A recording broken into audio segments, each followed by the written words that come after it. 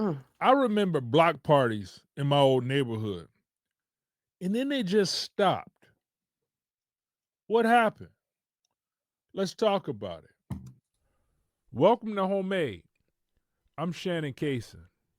Block parties. We used to have block parties all the time on 19th Street in Ecorse. I grew up, I would say I grew up in Ecorse. I'm from the west side of Detroit, but when my mom and dad split up, when they split up, we moved to Ecorse and on the 19 block, the 19th Street. And on 19th Street, they would shut down the block on both ends and we would have this big block party. And it was exciting. Like when you're having a block party, it's exciting. All the kids on the street, we talking about the races. We talking big stuff like who go win in the race, the bike race that we have. And then the older people talking about who go win with the best barbecue. It's all competition. It's still competition. Soul music, people playing soul music, putting their speakers out on their porch so it blast for the whole neighborhood. And it was just like a neighborly, fun vibe for every block party that I had been a part of. The biggest part of it, this is like a big event that we would have during it called the Michael Jackson dance contest. Like whatever Michael Jackson song was popping at that time, I think it may have been Thriller at the time that I'm, and everybody would know all the dance moves to all the Michael Jackson videos. Like if he had a video on MTV or something like that, everybody knew all the dances. If it was Beat It, Thriller, or whatever. So that was the big event for the block party. And all my friends, me and my friends, it would be BJ, who you met on the last episode. It would be or Beej, Tootley, rest in peace to Tootley. Nate, I talked about Nate on my last episode. Me and him got in that little fight, but we was always boys. Ryan, Ed, Ed would come in and out. He lived on the block, but he would be there sometimes. Big Duke, big time in the record industry now. And then Vern, I wonder what's up with Vern and Kia. Even Kia would come out. She would be stuck in the house most of the time, but her mama let her out for the block party and all the little kids on the street. Now Beach was always a star. That's why I still look at him in that mindset because Beach would kill the Michael Jackson dance contest. And it was almost like we wasn't really like looking for a contest as much as we was looking like just for a Beach performance. Because nobody really wanted to go against Beach. I can't dance like that. You know, I just do a mean two-step. That's about all I do. But Beach's family is the Gordy family. He's from the Gordy family. So it's like his his cousin is the Gordys. Like I think he got pictures with Barry Gordy. You know, it's just a part of his family, his musical family. And when they would have the Michael Jackson dance contest, Beach would go all out. He'd get the jacket. I don't think he had the jacket, so he'd just get like a red vest or something to put on, and then he'll put on like one of his grandma's gardening gloves or something like that. I don't know if he had a real shiny glove, but he'll just get it like a gardening glove. And he already had the Jerry curl. That was back in the Jerry curl days. So he had a little curl. He probably put a little curl down in front of his forehead or something. But Beach would always kill the dance contest. So it's the Michael Jackson dance contest time. They playing the Michael Jackson songs, but then the record just stops, and everybody runs to one end of the block. So we all run with the people, you know, and like black folks, when one person run, everybody run.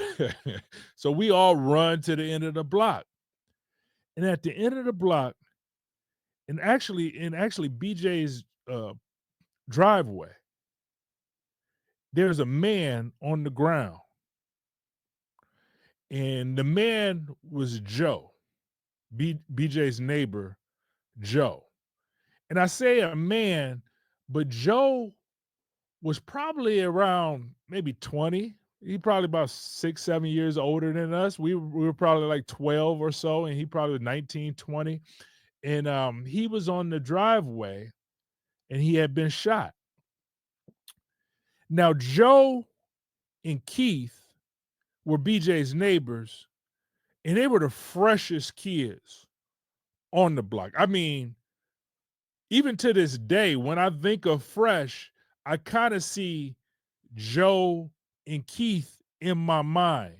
Like Keith was a little closer in age to us, so he went to the same when we got to high school, he was going to high school with me. But Keith had a whole thing, like they had the freshest Adidas suits. Keith was the first guy I ever saw with the Jordans. Like he had Sky Jordans because he had small feet, and he was the first person I ever saw with Jordans. And then I went to go get Jordans, and I had big feet. I had to get the Air Jordans, but always the freshest. And Keith had a way.